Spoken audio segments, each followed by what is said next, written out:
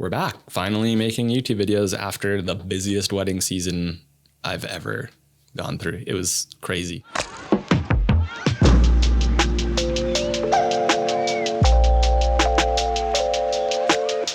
My name's Graham. I'm one half of Greyhouse Visual based out of Vancouver, BC, Canada. Finally getting around to making the super highly requested rig video. I didn't know that many people were interested in camera rigs. Today's that day.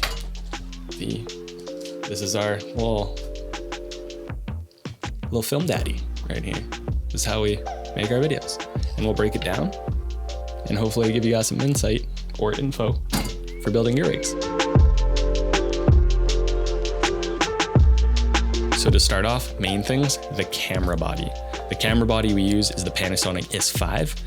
We love the colors in it. We love the dynamic range in it. We love all the options it comes with. We do have a couple videos on that if you want to check them out, know our thoughts on it. We've used this camera for about, I think, 2 years now, and absolutely in love with it. It's a total beast. One of the features that surprised us the most that we didn't expect that we would use as much as we do is the APS-C crop mode. The crop sensor mode allows us to use our main lenses all day. And if we need that little bit of extra reach, we just go over to the APS-C mode, zoom in a little bit more. It saves us so much time without like swapping lenses and stuff. That being said, the next part is the lens we use. We use the Sigma 24-70 f2.8 all day long. It stays on our cameras. We haven't taken them off all year this year. This might be the first year that's the only lens that we've used on the two cameras. Our C camera, we'll use a little bit wider of one, but even in that case, I actually wish we had a third 24-70 to use. It's perfect. Gets enough bokeh on there. You can get nice wide shots. You can punch in. With that crop mode, you can punch in even tighter. The front of our lens, we use a 1/8 black pro mist filter. Give you that nice blooming highlight thing, softens your skin tones, makes everything look really pretty. We really love the look of it. There's lots of options for it, but that's the one we like. And in front of that, we use our 2 to 5 stop variable ND filters, sunglasses for your camera. With the dual native ISO on the Panasonic S5, half the time we don't even need to take them off in the evenings for receptions and stuff. We can pretty much leave them on. We light everything and make it look beautiful. This year, we've had a lot of really dark weddings, so pop those off for receptions, but the variable ND stays on there most of the day. Now, even further in front of the lens, in front of those filters, we use the Smallrig mini matte box. Especially because we stack filters, it really cuts down on getting any weird light leaks or like haziness coming through if sun's hitting from the sides or above, and then you have the flag on top, which helps immensely. That was one of the biggest reasons, is we always found ourselves like hovering, putting our hand like above the lens. Even for rain, it helps not get drops of rain all over the front of your lens. We live in the Pacific Northwest, so it's literally raining at half the weddings we shoot. So that's a really big one. Or like champagne pops going all over your lens. It actually protects a lot from that as well. It's pretty awesome.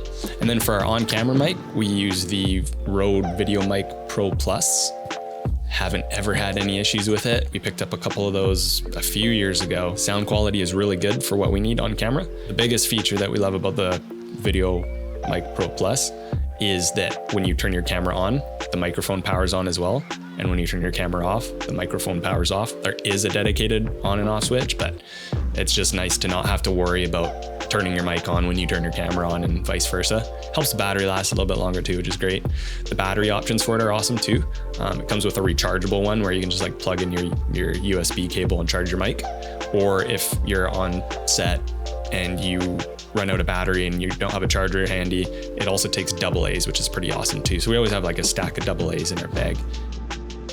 The cage we went with for our rigs is the Smallrig Panasonic S5 dedicated cage. As far as cages go, it does what it's supposed to do. You got multiple mounting points, tons of holes to screw things onto. For our top handles, we went with Smallrig top handles too, of course. They go hand in hand, but both have the rubber grips on them. It's comfortable, as well as if it's cold out, it's cold on the hands, holding that.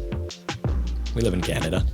Now, one of the biggest things on our rig, the most important things as far as I'm concerned, is our side handle. The Smallrig wooden side handle, it's a little bit offset, so it sticks out more towards the lens. So rather than having all of your weight like a fulcrum point on the body of the camera and your front length and heaviness of your lens is always tipping down, it really helps balance that. So it sticks out. You kind of take some of the weight of the lens and like immediately you'll notice a difference in it. It really helps balance that weight and distribute where you're holding it. That paired with the IBIS in the camera, we basically don't even need tripods. We just use tripods and monopods to save our backs when we can.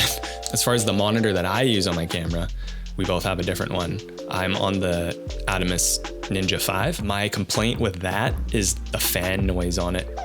They came out with a firmware update so you can try to get rid of it and you can change the fan cooling mode and stuff.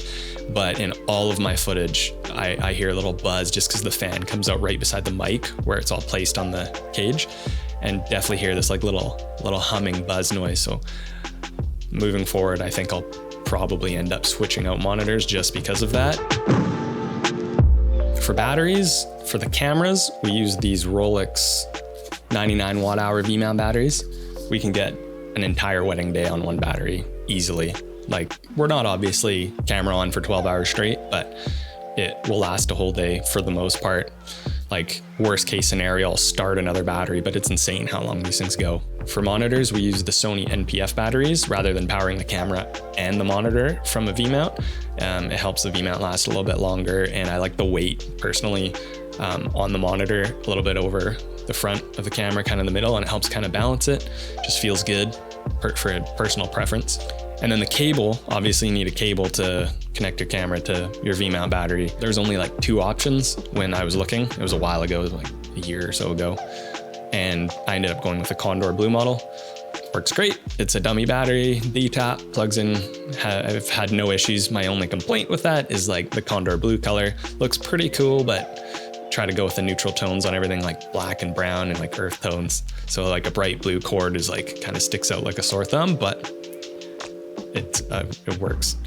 For mounting our V-mount batteries, we use a Smallrig 8-inch carbon fiber rods with a Smallrig baseplate, and then we use the flat Smallrig V-mount plate. So we didn't need any extra connectors. The batteries come with them. I did use like the adjustable one initially, and after a while, just the weight of the battery, like most of the time, like we put the cameras in the back of the car or whatever, and we drive from one location to another one or just from home to the wedding.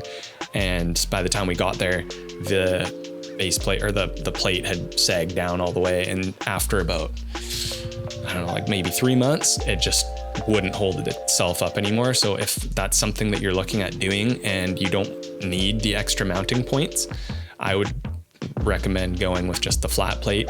It blocks your screen. We've pulled it out far enough that we can get a finger in there to like tap to focus or whatever. We can see our screen still if we kind of look around it. If you do want to go with the adjustable one, I would definitely suggest having a backup plate in your bag in case that does happen on a shoot, because it's a huge pain to deal with. So to carry these big old heavy rigs all day, we decided to go with the Peak Design slide straps. They're so perfect. The main reason why I wanted a strap was because then I could free my hands up to hold a plate at the buffet and load it up and still have my camera nearby if I needed to shoot something. But after trying one out on a friend's rig, like completely fell in love with what it does for shooting. Between the side handle, the strap, and the IBIS, and the weight of everything, like you can walk all day long and this thing is so stable. So in love with it. The strap is super easily adjustable. You grab like the clip handle, it clips open, you just pull a slide it, snap it back shut in a split second. Super great, super comfy. That was my rig that I used for 2022. Things I would change moving forward. We have actually ordered some new ND Plus mist filters so that we don't have to stack filters. We have the same lens setups and the same filters on them, but we're still having some weird casting issues with colors and contrast, which is very odd. We haven't been able to figure it out. So we've ordered the exact same setups at the same time, hoping that's going to correct the issue. So that's one thing moving forward we're going to change. I'm hoping to swap over monitors this year as well to one without such a noisy fan. I might go with a monitor without as noisy of a fan or no fan on it to eliminate that little buzzing noise by the microphone. And besides that, these things are perfect, super solid. The only other thing we're probably going to change is I took so long to make this video that the Panasonic S5 II and S5 IIX just got announced. So we'll probably be picking up one or a couple of those and we'll review those for you too. So thanks for watching me talk about things we shoot videos with. I never know how to say goodbye at the end of a video. It's super weird, but yeah, thanks for watching.